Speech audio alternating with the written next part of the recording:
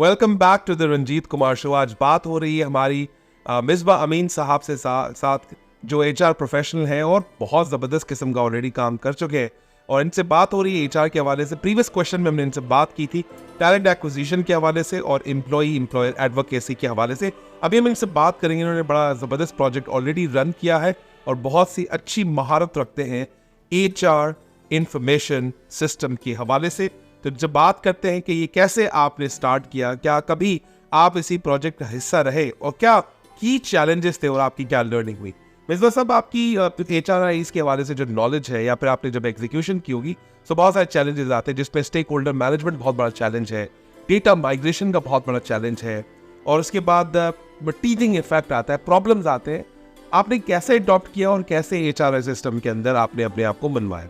Okay, सो HRIS implement करना अब मेरे ख्याल से एक ऑर्गेनाइजेशन के लिए ज़रूरी हो गया है, ठीक है। And it's now you can से इसके बगैर आप HR को रन नहीं कर सकते, ठीक है। सो मेरा जो सबसे पहला एक्सपीरियंस रहा था वो एक ओपन सोर्स HRIS था by the name of orange HRM। वो मैंने एक ऑर्गेनाइजेशन में अपनी इनिशियल करियर में उसको इम्प्लीमेंट करवाया।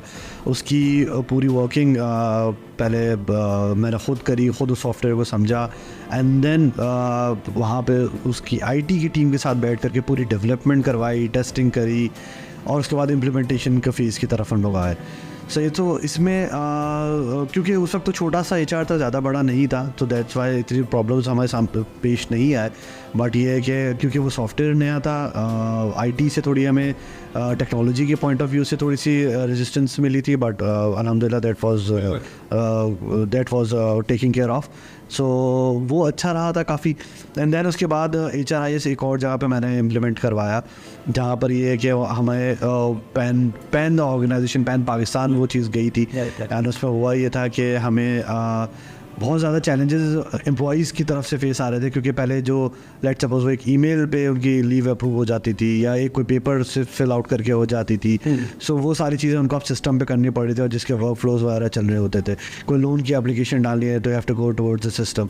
सो लोग बहुत रिलेक्टेंट होते हैं चेंज के लिए, तो चेंज के लिए हमें बार बार उनको पुश करना पड़ा, उनको ट्रेनिंग देनी पड़ी, बार बार उनको लेकर के आना पड़ा। यार इन दी एंड आप यही करते हैं कि शुरू में आप थोड़ा सा नरम रहते हैं, इजी गोइंग रहते हैं, और इन दी एंड जब वो सिस्टम मैच्योर होने की तरफ जा रहा होता है, दैट आपको एक हार्श स्टेप लेना पड़ता है कि ओके अब इसके बाद से बाहर सिस्टम के बाहर से कोई भी चीज़ इम्प्लीमेंट या नहीं आएगी। अभी HRIS का दौर शुरू ही हुआ था पाकिस्तान में, फिर आ गया AI आर्टिफिशियल इंटेलिजेंस।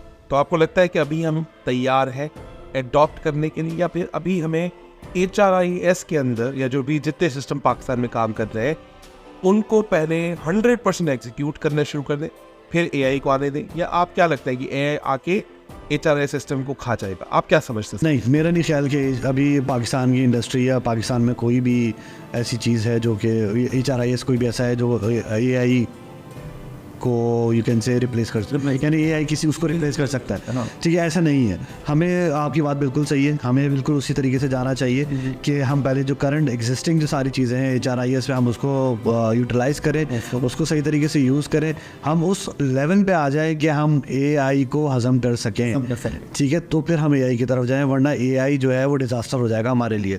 मतलब यानी कि पहला जो बेसिक सिस्टम है हमने सीखा नहीं, और उसके बाद हेवी सिस्टम लाते हैं, उसके बाद क्या होगा? डिजास्टर ही होगा। बिल्कुल डिजास्टर। लेकिन AI अपना स्पीड रोकेगा तो नहीं, वो आना है, वो वक्त पे आएगा जरूर आएगा। और शायद काफ़ी सारे लोगों को पता भी हो कि एक बहुत ही वेल नोन मल्टीनेशनल ने वर्ल्ड वाइड एक AI का प्रोग्राम को रन किया था to select the you can से कैंडिडेट्स, ठीक है। वो AI का प्रोग्राम पूरा, यानी उन्होंने टैलेंट एक्विजिशन फंक्शन को काफ़ी ऑटोमेट करके उन्होंने AI बेस्ड रख दिया था, बट वो AI इतना मैच्योर नहीं था और वो बाइस्ड हो गया। और अभी भी मैंने सुना है कि जो आपका AI का जो डेटा है वो 2021 और 22 तक ख़त्म हो जाता है। 23 और 24 का डेटा अभी अपडेट नहीं कर पाया, और लेकिन इसकी फंक्शनैलिटी को भी अब स्लो डाउन किया गया है, क्योंकि जो बड़े बड़े इन्वेस्टर्स हैं उनको ये लग रहा है ये इतना आसान नहीं है। अगर हमने इसको इतना ईजी छोड़ दिया, it could be the disaster for existing economy in the health. बिल्कुल ऐसे ही है। दूसरी चीज़ मैं रंजीत थोड़ा सा एक इन्फॉर्मेशन तुम्हें अपडेट दूँ। ChatGPT अगर आप यूज़ करते हैं, ठीक है, ChatGPT यूज़ करते हैं तो वो 2022 और 21 तक का डेटा है, ठीक है। बट अगर आप गूगल का बार्ड यूज़ करते हैं that is up to date. तो इसका मतलब आप गूगल बार्ड यूजर है, चैट जीपीटी यूजर। जबरदस्त। मैं एक वही है, जैसे आपको पता है तो मैं वीडियो मैन हूँ, विजुअल आदमी हूँ थोड़ा, तो मैंने ऐसे बहुत सारे चैट जीपीटी टूल्स थे, उसमें से इन वीडियो चैट जीपीटी का टूल लिया। वो तकरीबन उसका मुझे $60 पड़ता है महाना। तो मैं क्या करता हूँ, उसको स्क्रिप्ट देता हूँ, स्क्रिप्ट को वीडियो बना के देता है। आपने अगर देखा नहीं देखा, मैं आपको एक लिंक शेयर करूँगा, आप देखेंगे, बड़ा मजे का है। मुझे कोई आर्टिकल अगर फॉर एग्जाम्पल किसी बच्चे को देना होता है तो उस आर्टिकल को मैं वहाँ पुट करता हूँ, कहता है कि समराइज वर्जन 5 मिनट में इसको समराइज करो एंड इसका पूरा वीडियो बनाओ। वो बड़ा ज़बरदस्त वीडियो बना। तो आप यानी कि कभी भी परेशान बैठे हुए वहाँ पे पढ़ने का मूड नहीं हुआ तो आप सुन भी सकते हैं उसको, बड़ा मजा का इन video. With you. So sir बात करते हैं HRIS के बाद आपने कहा कि आपका जो तीसरा लेवल है जिसको आप एस्पायर करते हैं, दैट इज ऑर्गेनाइजेशनल डेवलपमेंट। सबसे पहले ये क्या है और इसका HR के डोमेन के अंदर क्या रोल है और उनके होने से ऑर्गेनाइजेशन को क्या बेनिफिट पहुंचता है OD के डिपार्टमेंट के होने से? ओके, देखिए, ऑर्गेनाइजेशनल डेवलपमेंट जो है ना एक बहुत ही इंपॉर्टेंट फंक्शन है मेरे ख्याल से HR का। ठीक है, ऑर्गेनाइजेशनल डेवलपमेंट करता क्या है, ये आपके कल्चर को बिल्ड कर रहा होता है। ठीक है, आपका कल्चर की जो बेसिक्स होती है, कल्चर की जो फाउंडेशन होती है, वो OD की छोटे छोटे स्टेप्स से परफॉर्म हो रही थी, डेवलप हो रही होती है। सही है, तो आपको कल्चर डेवलप करने में OD का बहुत बड़ा हाथ होता है। ठीक है, तो इसमें आपकी ऑर्गेनाइजेशन की स्ट्रक्चरिंग भी आ रही होती है, आपकी डिफरेंट पॉलिसीज़ भी आ रही होती है और बहुत सारी ऐसी इनिशिएटिव एक्टिविटीज़ आ रही होती हैं जिसकी वजह से आपके कल्चरल इम्पैक्ट पड़ रहा होता है। तो I think that OD is one of the most important function of HR at the moment here in Pakistan. So अगर मैं आपसे कहूँ कि अगर कल्चर की ड्राइवर की बात की जाए, वो तो आता तो टॉप से है, लेकिन टॉप एक चैनल यूज़ करता है, दैट इज OD चैनल, जो मिड मैल है, उसके बाद फिर नीचे कैस्केड डाउन होता है। Amazing sir. उसके बाद आपने बात की कि अगर किसी को HR का बड़ा ज़बरदस्त करियर बनाना है और शुरू से HR के अंदर अपना कदम जमाना है, तो उसको कॉम्पनसेशन बेनिफिट्स की फील्ड के से गुजारना चाहिए ताकि वो पूरी मैट्रिसेस और उसका पूरा गैप समझ पाए। सो सर, आप कॉम्पनसेशन बेनिफिट्स में क्या काम किया, कैसे स्टार्ट किया, क्या की चैलेंजेस हैं, और जो न्यू स्टूडेंट्स अभी ये वीडियो देख रहे होंगे उनको कॉम्पनसेशन बेनिफिट्स में जाने के लिए कौन कौन से इक़दाम को उठाना बहुत ज़रूरी है? ओके, देखिए, मेरा HR का करियर का जो मेरा स्टार्ट था, वो स्टार्ट ही एज एन कॉम्पनसेशन एग्जीक्यूटिव हुआ था। Basically I was the payroll officer of one of the, you can say, leading textile organization. So उसका ओवरऑल ग्रुप का जो पेरोल था वो मेरे पास था, मैं उस वक्त देख रहा था। ठीक है, so payroll is just one part of the compensation. ठीक है, कॉम्पनसेशन और reward, you can say, it's a universe, ठीक है, सही है। तो उसमें जो मेरा करियर स्टार्ट हुआ, मैंने पेरोल से स्टार्ट किया था, पेरोल एंड देन बेनिफिट्स और वो वाली सारी चीज़ें वहाँ पे देखी, तकरीबन around in a year of around 5,000-6,000 employees. ठीक है, और उसके ऊपर डिफरेंट एनालिसिस हो रहे होते थे क्योंकि वो नंबर क्रंचिंग का गेम है सारा। जब नंबर क्रंचिंग का गेम है तो जाहिर सी बात है वहाँ पर, और मनी मैटर भी वहाँ पे इन्वॉल्व है, तो सेट या जो भी ओनर है उसकी बहुत नज़र होती है उसके ऊपर। तो वो चाह रहा होता है उस चीज़ को बहुत एफिशिएंटली और इफेक्टिवली उस डिपार्टमेंट को यूज़ किया जाए। ऐसा ना हो कि किसी को कम सैलरी भी जा रही हो, ज़्यादा से, मतलब वो ये उसके पल्स है पीछे। और प्लस ये है कि लेट्स सपोज, मैं एग्जांपल देता हूँ कि आप ओवर टाइम करवा रहे हैं अपने चाव वर्कर से, सही है, और ओवर टाइम आप दे रहे हैं 1.5 या 2.5 के रेट से।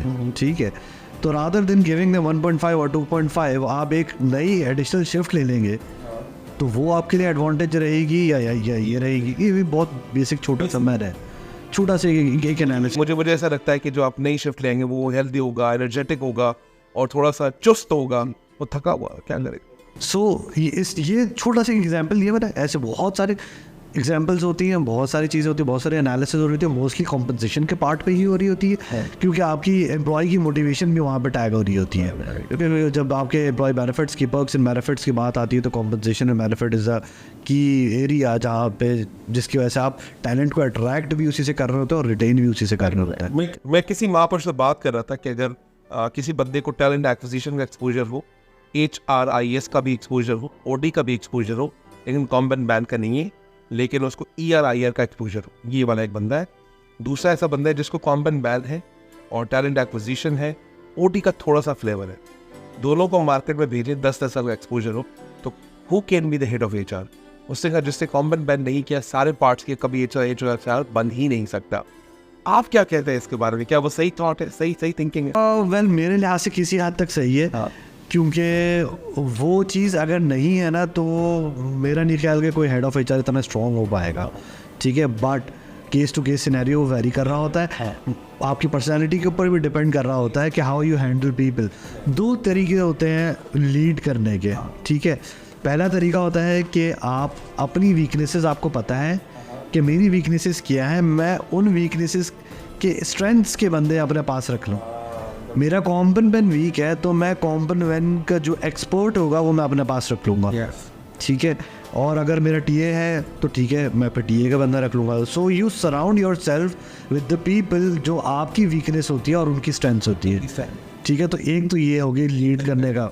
दूसरा तरीका ये होता है कि आप अपने करीब करीब अपने से नीचे लोग हायर कर लें, आप बहुत ऊपर हो जाओगे, ठीक है। तो ये दो तरीके हैं बेसिकली। पहला वाला तरीका is the best, I think so.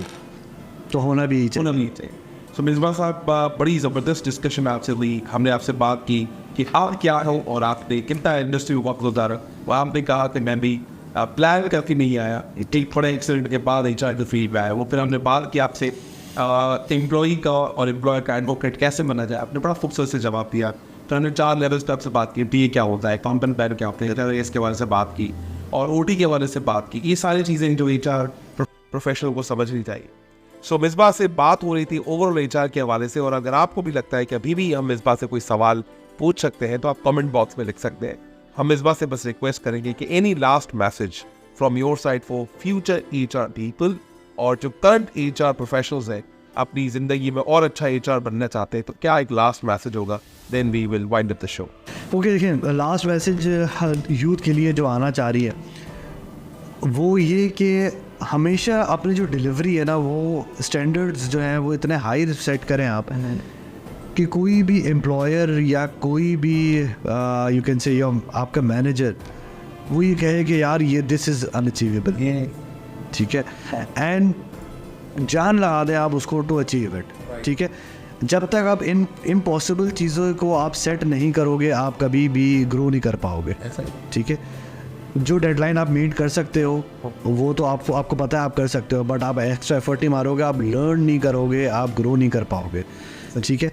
तो ये चीज़ है। प्लस एचआर दुनिया में कहाँ जा रहा है, दुनिया में क्या हो रहा है, ठीक है, उसके ऊपर ज़रूर अपना नज़र रखें, ज़रूर वहाँ से लर्न करें।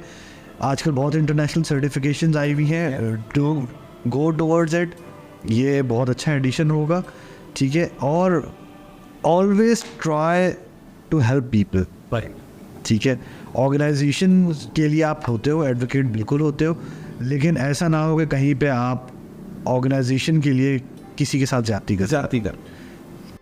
आई थिंक ये एक बड़ा क्रिस्टल मैसेज है। Thank you very much Misbah साहब, आपका मैसेज का। बस हम आखिरी इख्तिताम करते हैं इसका कि एक बड़ी खूबसूरत बात ऐड कर रहे थे कि अगर आपको 100 रुपये का काम बोला जाए ऑर्गेनाइजेशन में, 250 रुपये का काम करके दो। अगर आप इनिशियल करियर में ये मत सोचना कि मुझे 100 रुपये मिल रहे हैं, 100 रुपये का काम करूंगा, जितना पैसा दोगे उतना काम करूंगा, तो इसका मतलब you have planned your disaster career in your life. और एक बात हमेशा ये जंग रहेगी, कभी ख़त्म नहीं होगी। ये वो जंग ये है कि एम्प्लॉई को लगता है कि मैं जितना काम करता हूँ मुझे उतना पैसा नहीं मिलता, और सेठ को ये लगता है कि मैं जितना उसको पैसे देता हूँ वो उतना काम नहीं करता। ये जंग कभी ख़त्म नहीं होगी, लेकिन जंग का इख्तिताम आप कर सकते हैं। 100 रुपये का काम मिले, 250 का डिलीवर कर दो। अपने बेंचमार्क इतने सेट कर दो कि आप खुद का टारगेट भी अचीव करना आपके लिए मुश्किल हो जाए। Like Virat Kohli and Babar Azam in cricket, football Messi and Ronaldo. अपने रिकॉर्ड भी अब तोड़ना चाहेंगे तो नहीं तोड़ पाएंगे। ऐसा बेंचमार्क सेट कीजिए ताकि आपको कोई रोक नहीं सके, आप अनस्टॉपेबल बने और मिस्टर 150% बने, ताकि आप इंडस्ट्री में छाप लगा दें। आप 10% के इंक्रीमेंट के लिए पीछे ना भागें। इंडस्ट्री आपको कैप्चर करने के लिए 200% या 50%, 60% पे आपको अपनी कंपनी में बुलाए। This is the end from our side. Thank you very much for watching the Ranjit Kumar Show with Misbah Saab. Thank you very much. God bless you. Thank you.